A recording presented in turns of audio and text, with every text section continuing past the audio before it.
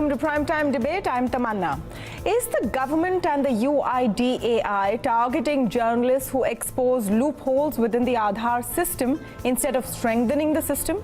Well, the question arises after an FIR has been filed naming journalist Rachna Khera of the Tribune and others involved in her story where access to the entire Aadhaar database was bought for just 500 rupees. Now, reportedly, this is not the first time UIDAI has reacted to commentary and investigative pieces on Aadhaar's weaknesses with criminal action. But the agency denies that it is shooting the messenger. A day after that FIR was filed, Union Minister Ravi Shankar Prasad has attempted to tone down the narrative that journalists are being targeted. But what are the facts and what does the law say? Now, to talk about this, I'm joined this evening by Mohandas Pai, the co-founder of RN Capital and former Infosys CFO, Supreme Court advocate Apar Gupta, and political commentator Neerja Chaudhary. Welcome all, and thank you for speaking with us on Primetime Debate. Mr. Mohandas Pai, I'm going to begin with you because you have been one very strong voice over the last 24 hours or so on social media saying that what UIDAI has done is completely correct. And this was, of course, before the government and UIDAI attempted to say that, no, we're not trying to target Tribune, etc., etc. But can you explain your position for us? See, my understanding is UIDAI has filed an FIR for somebody admitting to hacking into the database and accessing the information of somebody else. Now, the media says very clearly, and I would like to read, the newspaper reported it received an offer to buy access into database for 500. A journalist was given login details. The journalist tried to key in an individual's Aadhaar number, was able to see the demographic details the person concerned, the newspaper claimed. That means the journalist hacked into the system. Hacking, in my view, as per the law that I know, is illegal under the Aadhaar Act, is illegal for taking a stolen property under the IPC and under the IT Act. Publishing a report is not illegal. Nobody can go against you and file an FIR for publishing any report. And if any information comes to you, which information is confidential, the law is very clear. You can use the information, write a report, quote the information, nobody can go against you. That is freedom of expression. The limited issue here is you got a stolen passport, you use the passport to hack into a system yourself, you access data which was not yours, and that in my mind is an illegal act. And if UIDAI files an FIR against the person for admitting that it was done, I don't see anything wrong. Let the investigation happen. Let the case go on. It is not an affront against the freedom of expression. It is not a fight against the freedom of the media at all. Sure. My simple question to you is, how would Rachna Khera have proven, and first of all, this started because I spoke with Rachna Khera on the show a few days ago. It started with her seeing WhatsApp messages selling this service of access to the Aadhaar database. She went on to investigate it, posing as someone and then paying that 500 rupees and buying that access. How else would she have done the story, Mr. Pai? What else would she have done? Waited for someone else to do it and then give it to her? Look, can you say, how else can I write a story but by breaking the law? It is no excuse. I can't break the law. For example, I'll give you another example. Suppose somebody calls you and says, I got a passport, I got a password to hack into a bank's database and transfer money. Do you want it? You said, yeah, give it to me. And you take it, you hack into a bank's database and transfer money, then publish it. I got this password, I hacked into it, and did it. You can be hauled up for hacking into the bank's network. Yes, you publish it with good intentions to show everybody the system is weak, that's fine. You did a great job. But the fact remains you hacked into it, so you can't complain against UDI for filing an FIR. Okay. UDI did its duty. And it is not an affront against the freedom of expression, other media. That's the limited point, that's all. If tomorrow they don't want the investigation, government says, no, it is fine, anybody can hack in, anybody can do, we are fine, we're not going to prosecute anybody, I'm okay. All right, so there are 2 points to this. One the is means are important as much as the end. Sure. Let's just hear different opinions on the issue because there are two aspects to this. One is freedom of the press and how do you report on sensitive subjects which are in the large public good, and the other is the legality of it. So I'm going to come to Apar Gupta first on the legal angle for it. Apar, now based on the FIR, and as of now, as we know, the FIR still stands despite whatever the government and UIDAI is tweeting from its official handles. The FIR stands as of this moment to the best of our information. Based on that, how strong a case is there against Rachna Khera and the Tribune, who have been named in the FIR? There's no doubt about that. So, before I comment on the specifics of this FIR itself, and the FIR is there. It's a physically existing document. It's been registered under provisions of the Code of Criminal Procedure. And ministerial statements by itself may assuage a large amount of the public concern as well as reports in the media. But the fact remains, criminal action is being considered against a member of the press. Now, this FIR, which has been launched on the basis of a complaint by the UIDAI. And it's interesting to note, firstly, that under the UIDAI Act, which establishes certain amount of legality for Aadhaar, which is questionable, the sole body which can basically put complaints to the police in case of any kind of data breaches is the UIDAI itself. So it's not as if my Aadhaar data has been breached, I have the ability of going to a police station and filing a complaint. Only the UIDAI can file such a complaint. Now let's even presume it does this in good faith. Yeah. What's been its track record till date does also indicate concern. Past FIRs have been filed against another member of the press, Devayan Ghosh, a journalist from CNN IBN, who was able to show another vulnerability in the system where he showed that basically you can enroll for multiple Aadhaar numbers at the same point of time, indicating that biometrics do not work well. Another FIR was subsequently registered against Sameer Kochar, who showed that biometric replay attacks could happen, which means that my thumbprint does not need to be there. I don't need to push my thumb again and again on a device, and the device can replay it, so authentication can happen without my physical presence. So basically, the process of law has been used even in the past, in addition to Ms. Khera, to basically prosecute people who have shown vulnerabilities in the system. Okay, so it is a matter of concern. Secondly, what does the law say? And the framing right now as we are proceeding is that, hey, it may be an act of hacking, but at the same time, it may be an act of journalistic freedom. Well, it's not an act of hacking because all the provisions which are there in this complaint rely on a basic feature of criminal law, which is the presence of mens rea, which is a criminal intent needs to be there for the illegality to take place in the first instance itself. And this is sorely lacking in this instance.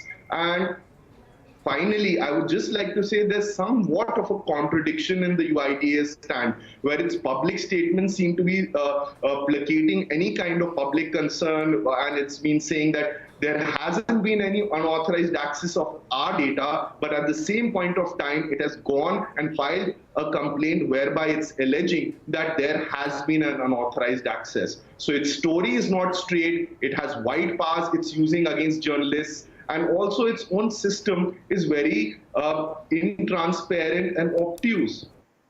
You know, I want to come to Neerja Chaudhary on the question that I asked Mohandas Pai, is how would a journalist do this story? And with this kind of a reaction, and Apar Gupta explains that this is not the first time it's happened, would then journalists start self-censoring or think twice, thrice before attempting any story which would display a possible loophole or weakness in the Aadhaar system? I think there are many things in your question. Number one, this journalist could have written about apprehensions of a large number of people about the Aadhaar system, that it is possible, it can be hacked. Of course, the matter went to court, and so one very concrete way for her was when she saw that WhatsApp, that is possible to do it with 500 rupees, and she showed it could be done. Now that brings the whole story home, and as my previous speaker was saying, there has to be, that's a legal point. Mr. Pai has made the point that it is covered by forgery, impersonation, etc., etc., and therefore the FIR, technically speaking, you can take that narrow little view. And the other speaker says you need to have criminal intent to have illegality. Both are legal positions. But I will submit to you, in the 80s, Indian Express, when Mr. Arun Shourie was the editor, had sent one of the reporters to buy a woman from the Hindi heartland, Kamla. It became an absolute sensational story, the ease with which Ashwini Sareen could buy this woman, and he brought her to Delhi, and it focused on the whole problem of prostitution and exploitation of women and the ease with which it was being done. Now, this was an innovative way to focus the country's attention to a very heart-rending problem to which women are subjected then and now. Similarly with Aadhaar, we've had sting operations also. So are you saying a journalist who wants to expose the lacunae, the failings in a particular scheme which is going to affect millions of people and our country's future is actually, I would say, doing a service to the country? It's our job as journalists to highlight problems so that they can be redressed. And I would have thought the government would have said, very good, you've shown up these failings, we will take action to plug those loopholes. Instead, what do you have? You have that very journalist being penalized. Yeah. An FIR, I mean, I've been in journalism for 35, 40 years. I have not come across a case like that. And I would read it as an attempt. Is this an attempt to cow down journalists? Is it a message being sent out to journalists across the country that if you do this kind of thing, this is going to be your fate? It's a very, very worrying development as far as the freedom of the press and the media is concerned in our country, and we've been very proud of that freedom. You know, Mr. Pai, I want you to respond to that, because one point that you made in your opening comments was that if Rachna Khera or any journalist, and I've seen that in your series of tweets as well when you talk about Watergate, if a journalist receives the information or documents from someone and prints them, it's okay. But if the journalist actively pursues that information, and in the process of pursuing that information, breaks the law, then it's a problem. So look at it from the point of view of the reader or viewer. Yes. You are saying that the journalist should palm off second-hand information instead of going out and getting the story, which is what our job is. No, your job is not that of a police inspector, because you don't have any sovereign authority. You are a citizen like anybody else. You got no special privileges except under the law as a journalist. If you use sources to publish, you cannot be asked to disclose the sources. Apart from that, you are like you are a individual like anybody else, and the law applies to you like anybody else. Let me give you two cases. In the Pentagon case, Pentagon Papers case, when the government went against them and wanted to take a stay, went to the Supreme Court. The Supreme Court says if any government's confidential information comes into your hand and you use it not to merely publish it but to comment on it and use section of it to disclose to the media, it's perfectly fine. It is not an infringement of the law. But if the journalist were to go inside, break in and steal the document, steal, the act of stealing is an infringement of the law. And in the Watergate case, 5 people were caught for stealing in, taking the document. There are a lot of leakages. Publishing all that is not infringement of the law. It's perfectly fine. The only limited view I've got is you hacked into the system, which is against the law. You cannot hack into the system. Tomorrow you can hack into a banking system. You can hack into any system and say, I did it for journalism. Now, between that investigative journalism who write for a newspaper and a person who writes a blog, what is the difference? Both are publishing. No, both are in this case, both say I'm a journalist. There is no difference. No, that's an important point. So let's get some more clarity on that. And just on that point about hacking into the system, it's not like Tribune hired hackers and said, let's see if we can hack Aadhaar system. This was a service that was available and being advertised. So anyone could have used that service. One second, I just want to get Aadhaar's point of view on that. Interestingly, Tamanna, there are a chain of facts which have not reached the public as widely as they should have. The Tribune story itself, which is published, prefacing that, there's a report by the Tribune itself that it discovered this due to the inaction of the UIDI acting on a report by a whistleblower who was a village-level entrepreneur called Bharat Bhushan Gupta. So he first reports that on WhatsApp a service is offered to him, he takes it and he discovers that it works. Lo and behold, he can check the Aadhaar details, demographic details of his friends. He calls up 1947, which is the helpline toll number for Aadhaar by itself, reports this security vulnerability to them, does not get any response, and then approaches the Tribune. Now, what is the essential duty of the press? The essential duty of the press itself is to shine light on such issues. It's actually to draw public attention when our systems of governance are not responsive, when our public authorities are ignoring citizens in their performance of their statutory duties by itself. I would also like to state that multiple RTIs have been filed with the UIDI asking for copies of its security policy and what are the security measures it puts into place. Does it have proper third-party audits which are made? And these are the issues which have come to fore now. It's actually a much more systemic rot there in the system. I want to narrow focus on the point. On the point about where does journalistic duty seep into law? Because at the crux of this entire debate, that is the point. And Nija, I want your comment on it, because Mohandas Pai says that journalists are not cops. We have the same rights as citizens. And the only thing that protects, in his view, journalists is that we don't have to reveal our sources. You've talked about incidents where journalists have in the past broken the law with the intent of larger public good. Is there a grey area there, Nija? Look, I think if the intention was personal benefit, it would be different. Suppose they'd hacked this data and used it for their unscrupulous purposes, or I would say it's different. They have immediately done it. They saw that it's possible to do it. 500 rupees, it's possible to do. So she proved it was possible to do, how easy it is to do. And therefore, I would say it's the legitimate duty of any journalist looking into this issue. If she finds this is happening, then to bring it to the government's attention, to society's attention, to everybody's attention, because Aadhaar is getting linked to everything. So I think she was doing a public duty in this case. I would say, anything, a communal riot is taking place, two people are getting into a fight, and the journalist reports, am I going to say, no, I'm not reporting, it's the duty of the cop? Yeah.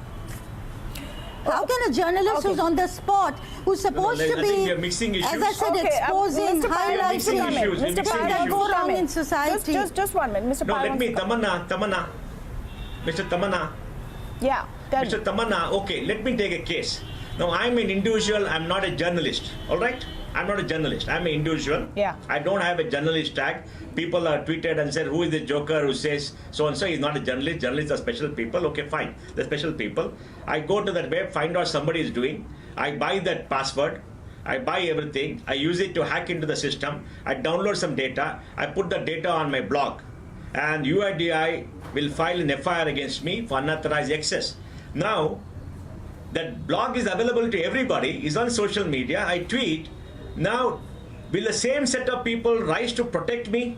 To say that, no, he's a journalist, he's perfectly fine, he's doing a public service, will they do that? What's the difference between a hacker who does that and publisher me? Apart spoke about Mr. Kochhar, who's not a journalist, exactly, see, who was also targeted. Exactly, that's the point. Look, I feel, no, it's not about targeting. Please, let's not use words like targeting. There is a law, you change the law. You change the law and say under UDI Act, anybody for public service or public benefit can hack into the system and publish it, and it will not be a criminal act. That's fine. Please do that. Let the law be changed. It's okay. But we should be a country governed by the rule of law. It's a very limited point. And if you say breaking the law is okay because I'm a journalist, I can say breaking the law is okay because I'm a citizen journalist. I don't belong to a newspaper. I'm publishing a blog. I'm also a journalist. Everybody can say I'm a journalist. So no mens rea can attach to me. Now, will it work? There's some very interesting points being raised here, especially in the day and age of citizen journalists, of social media, of access to data and easy access to disseminating information. And admittedly, it's a tough time for journalists and for those receiving information to sift facts from fiction. But in this case, at the very least, one can perhaps take hope from the fact that UIDAI is now asking Rachna Khera and the Tribune to cooperate with them and want to get to the bottom of how this breach was even possible. Thank you so much, Mohandas Pai, Neerja Chaudhary and Apar Gupta for joining us this evening on Primetime Debate.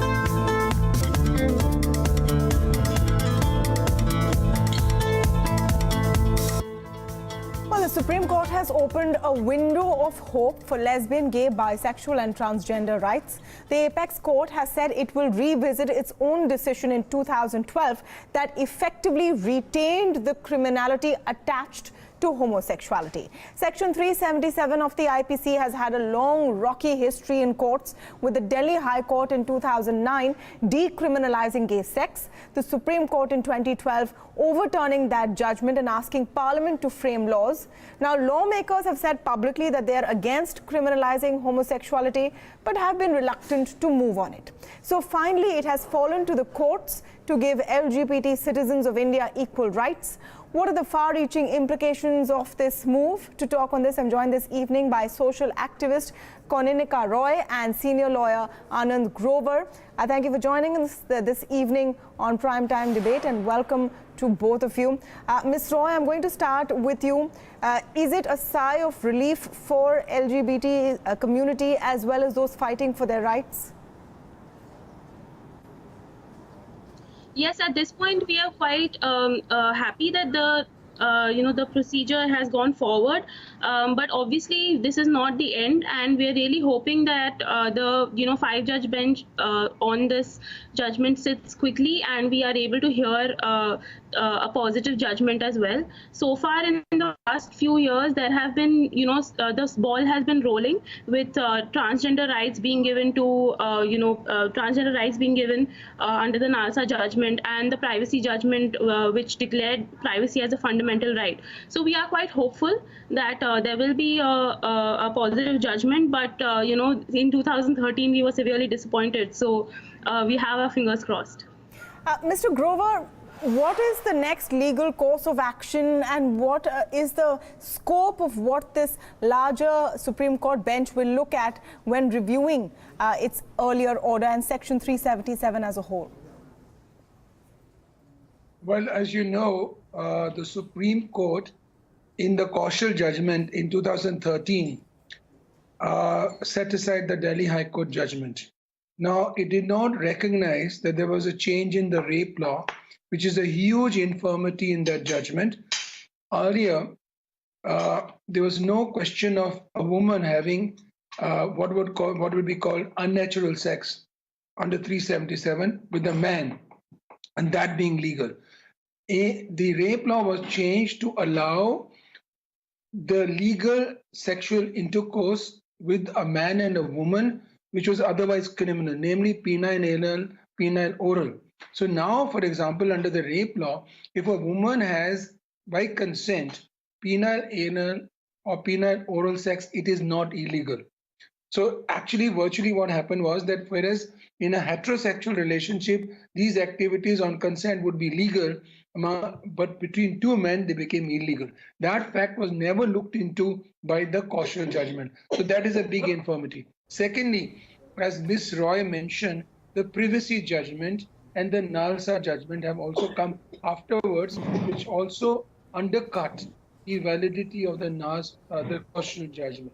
So because of these three things, in my respectful submission and opinion, frankly, not much remains to be done in terms of law, but the court must take it up. And today's order says that the petition will be taken up before a larger bench. So it is up to the Chief Justice to decide which that larger bench is. My hunch is, and it should be that it should go to the same bench, the Constitution bench, which the curative petition is also going to be taken up by. So these matters will be decided, hopefully sooner than later. Certainly, today is a big positive sign. Absolutely. We're talking about what this review will look at legally, but in a social narrative, perhaps the goalpost has shifted. And I just want to play out what BJP leader Subramanian Swamy said today, where a lot of people are no longer saying that criminalize gay sex, but they're saying that don't flaunt it in our face. I'll just play out that soundbite very quickly. In their privacy, what they do, nobody can invade. Their private behavior, which is not made public, there's no difficulty. And before also there was no difficulty. But if you flaunt it, it has to be punished, and therefore there has to be criminal law, which is Section 377.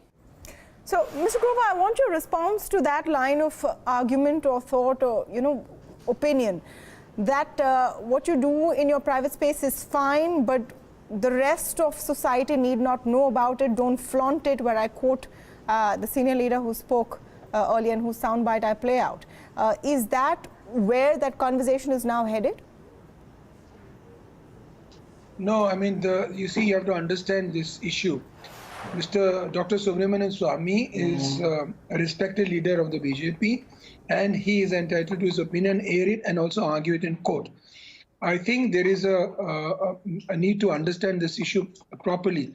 In the Nas Foundation case, the judgment says that if a person has sexual intercourse which is covered by 377, which would include anal and penile vaginal, by consent, okay, that's the first precondition, and that means no children, which is covered by POCSO, and in private, then that is not illegal. So really there is no difference of opinion, but what is the meaning of flaunting it? That would be an issue. Nobody is going to have sex in public and say that is tolerated. Even if you have heterosexual sexual relations in public, it would amount to a criminal offense in terms of obscenity probably. So that is not the real crux of the matter. I'm glad that Dr. Subramanian Swamy says that if it is by consent and private, then it can't be criminalized. So I'm happy that there is some modicum of agreement. So the issue would be, what do you mean by flaunting it in the public space? Now that is a vexed issue that needs to be worked out, that needs to be looked into more closely. But by and large, things are moving even politically towards decriminalizing 377 and actually ultimately repealing it, because today there's incongruity in terms of rape, in terms of children. If you look at POCSO, the Children's Act, there is incongruity. So it is gender neutral till you're a child, and then it becomes gender specific when you're an adult. If you're a heterosexual, you have sexual intercourse, which is penile anal and penile oral with a woman with consent, it is not illegal. But if it is two men, so there's a huge amount of inconsistencies and contradictions in the law. So after 377 is declared, as we had asked in the Nas Foundation, unconstitutional, then it would be up to Parliament to actually amend the rape law and delete 377 so that everything can actually be worked out. Ms. Roy, I want your comment on the question I asked Mr. Grover about the question of flaunting it. And in a larger context, occasions are cited like maybe parades or going into bars and meeting people, a more social opening up of your sexuality. And do you think that that is the next fight?